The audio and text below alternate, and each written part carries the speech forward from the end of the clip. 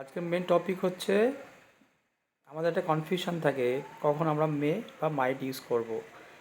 এই ভিডিওটা মেনলি সেই কনফিউশন দূর করার জন্য এবং তোমাদের কোনো কনফিউশন থাকবে না আশা করছি। সো মে আর মাইট বিভিন্ন ক্ষেত্রে ইউজ করা হয়। যেমন আমাদের কোনো কোনো কিছু হওয়ার সম্ভাবনার বোঝানোর ক্ষেত্রে আমরা মে বা মাইট ইউজ করব। কোনো পারমিশন বা অনুমতি পেতে আমরা মে বা মাইট ইউজ করি, কিংবা কোনো কিছু প্রকাশ করার জন্য, যেমন উইশ করার জন্য, অভিনন্দন জানানোর ক্ষেত্রে কিন্তু আমরা মে ইউজ করি। কিন্তু তারপর কতগুলো রুলস আছে, সেগুলো আমাদের ফলো করতে হবে, বা কনসেপ্ট আছে, সেটা আমাদের ক্লিয়ারলি জানতে হবে যে এক্স্যাক্টলি কখন মে বা মাইট ইউজ করব। So welcome back to my channel. আর যারা আমার ভিডিওগুলো দেখছো, thank you. Please like, comments and subscribe. So start করা যাক। প্রথমে একটা গ্রামাটিক্যাল জিনিসটা বুঝতে হবে। প্রথমত আমরা জানি যে মে অ্যান্ড মাইট দুটোই কিন্তু মডাল ভার্বস।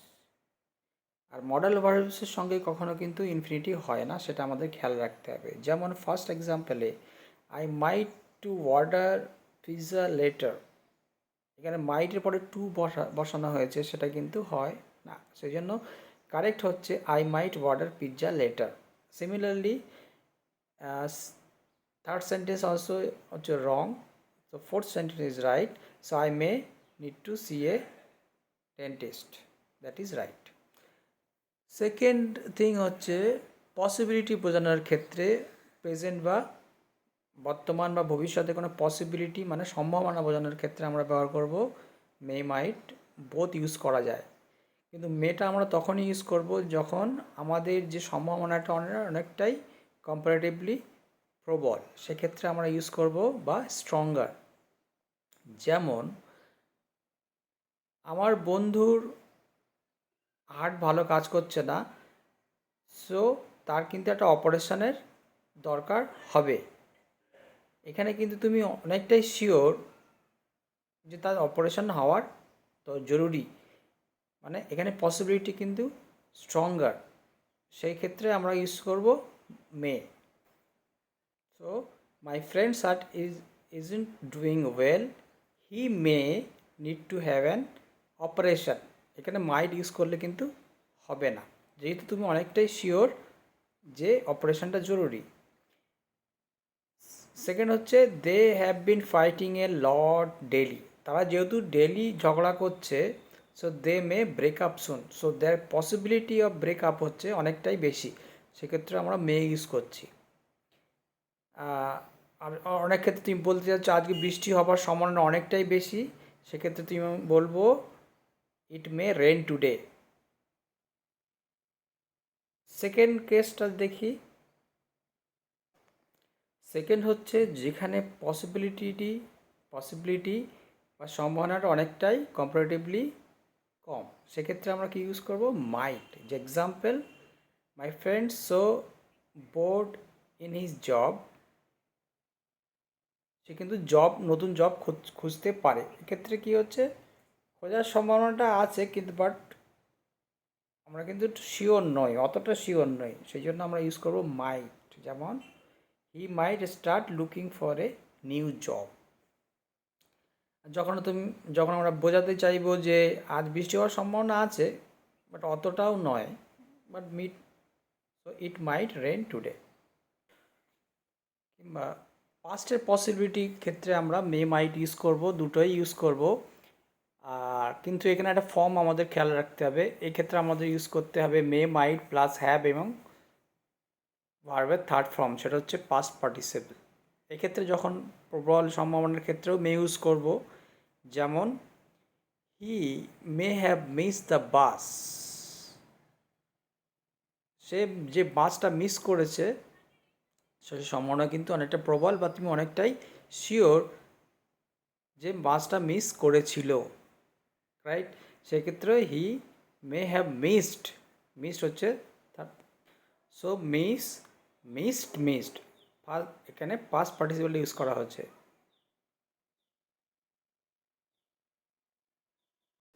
অন্য এক্সাম্পলটা যেটা আমরা প্রেজেন্টে বলতে পারি, যেমন আই মে গো, যখন তুমি যেতে চাইছো এবং তার সম্ভাবনা অনেক বেশি, সেক্ষেত্রে I may go, right. Second হচ্ছে যখন সম্ভাবনাটা অনেকটাই কম, বা সেটা এক্সাম্পল হবে হি মাইট হ্যাভ টেকেন রং বাস। এখানে যে যে তার রং বাস নিয়েছিল সেটার সম্ভাবনা কিন্তু অনেকটাই কম, কেননা বাসের নিজস্ব একটা নাম্বার থাকে। সো এক্ষেত্রে he might have taken the wrong bus, that's why he might be late. যখন ফিউচার পসিবিলিটিতে তোমার যাওয়ার সম্ভাবনা অনেকটাই কম, সেক্ষেত্রে তুমি বলতে পারো আই মাইট গো। ফোর্থ হচ্ছে পারমিশন, অনুমতি, জিজ্ঞাসা বা অনুরোধের ক্ষেত্রে কিন্তু আমরা মে ইউজ করি মেনলি, নট মাইট। এক্সাম্পল যেমন আমি কি তোমার পেনটা নিতে পারি, may I use your pen. তার অ্যান্সার কী হতে পারে? অফকোর্স ইউ মে, নিশ্চয়ই তুমি পারো। আর মে আই সিট হেয়ার, আমি কি বসতে পারি? অফকোর্স ইউ মে, নিশ্চয়ই পারেন। May I come in sir, sir আমি কি আসতে পারি? আর may I go to home. এই ধরনের অনুরোধের ক্ষেত্রে আমরা সবসময় কিন্তু আমরা মে ইউজ করব। কামিং টু লাস্ট রুলস, সেটা হচ্ছে এক্সপ্রেসিং দ্য উইশেস, মানে কোনো কিছু অভ্যর্থনা জানানোর জন্য উইশ করার ক্ষেত্রে আমরা কিন্তু ইউজ করব মে। এক্সাম্পল কারো নতুন বিয়ে হয়েছে তাদেরকে অভ্যর্থনা বা অভিবাদন যাকে বলা হয়, সেটা করতে গিয়ে আমরা ইউজ করব মে। যেমন may you both have a long happy and healthy marriage. আমরা কিন্তু মাইট ইউজ করব না, মাইট হবে না, right. Might you have a long happy and healthy marriage, এটা হয় না। উইশের ক্ষেত্রে হমেশা সময় মে হবে। আশা করি সেশনটা অনেকটাই ইউজফুল হবে। সবাইকে অনুরোধ রইল, যদি তুমি আমার চ্যানেলে নতুন হয়ে থাকে অবশ্যই সাবস্ক্রাইব করবে, কমেন্টসে জানাবে তোমাদের সাজেশানগুলো, আর ভিডিওটা শেয়ার করবে বন্ধুদের সঙ্গে, যাতে তাদেরও হেল্প হয়। এবার আসি কিছু এক্সারসাইজ নিয়ে, তাহলে কনসেপ্টটা আরও অনেক বেশি ক্লিয়ার করতে পারবো আমরা।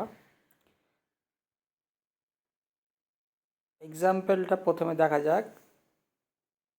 Patients condition seems critical, I think he dash survive now. তো সেন্টেন্স অনুযায়ী কি হচ্ছে, যে পেশেন্টের কন্ডিশন কিন্তু ক্রিটিক্যাল, মনে হচ্ছে হি ড্যাশ সারভাইভ নাও। তাহলে কোনটা হওয়ার সম্ভাবনা আছে এখানে? এখানে আমাদের পসিবিলিটিটা বুঝতে হবে। যেহেতু তার কন্ডিশনটা ক্রিটিক্যাল, তার সারভাইভ হওয়ার মানে বেঁচে থাকার সম্ভাবনা কিন্তু অনেকটাই কম, সেই জন্য এখানে হবে মাইট। তাহলে patients condition seems critical, I think he might survive now. Second example, patients condition better now, I think he dash survive now. এখানে যেহেতু কন্ডিশনটা বেটার, সো সারভাইভ হওয়ার চান্সটাও কিন্তু অনেকটাই বেশি, সেই জন্য এখানে আমরা মে ইউজ করব। So I think he may survive now. Next example হচ্ছে weather is cloudy today, it dash rain today. তো এখানে বুঝতে হবে যেহেতু ওয়েদারটা ক্লাউডি, সো এখানে বৃষ্টি হওয়ার সম্ভাবনাটাও কিন্তু স্ট্রং পসিবিলিটি, রাইট। সেক্ষেত্রে আমরা কি বলবো? It may rain today.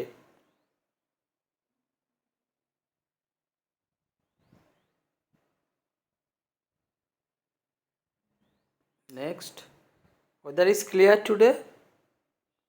তাহলে এবার তোমরা বুঝতেই পারছো যেহেতু ক্লিয়ার, সেই জন্য বৃষ্টি হওয়ার সম্ভাবনাটা নেই। So it might rain today. Next এক্সাম্পলে অ্যান্সারগুলো আমি দিয়ে রেখেছি, তোমাদের বলতে হবে আমি কেন দিয়েছি অ্যান্সারটা। So I was just wondering whether you might be able to help me. যেহেতু তুমি যে আমাকে হেল্প করতে পারবে সেই বিষয়টা আমি অনেকটা শিওর ছিলাম না, সেই জন্য এখানে মাইট হয়েছে। May God have mercy on your soul.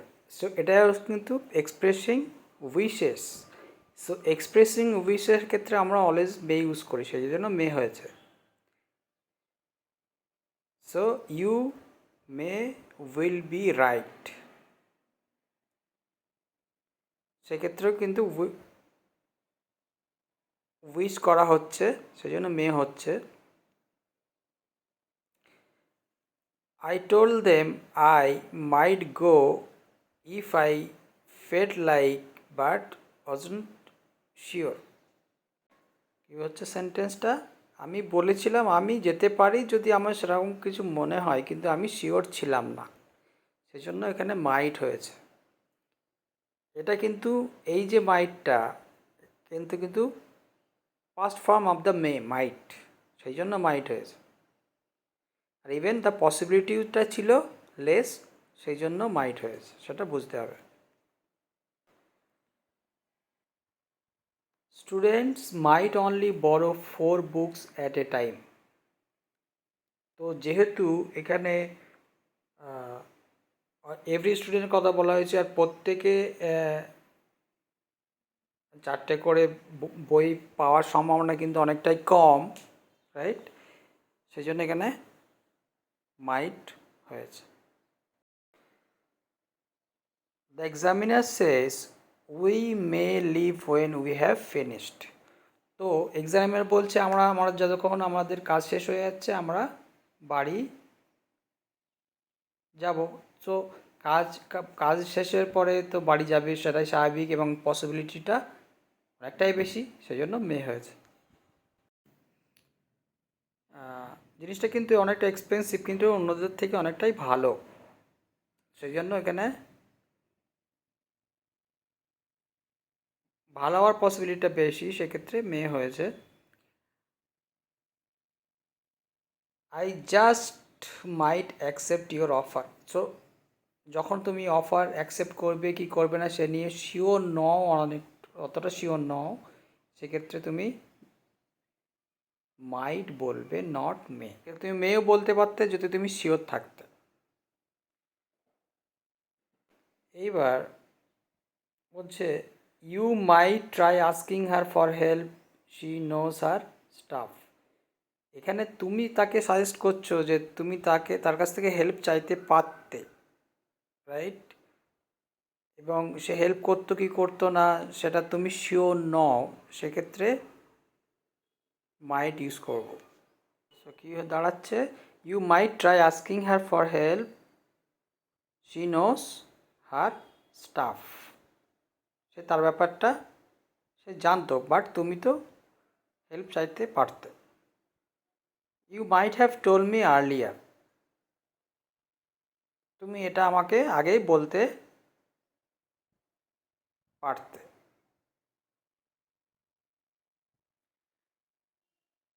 I hope you enjoyed this session. As I told, please keep in touch, and please do like, subscribe, know your valuable comments in the box. Thank you.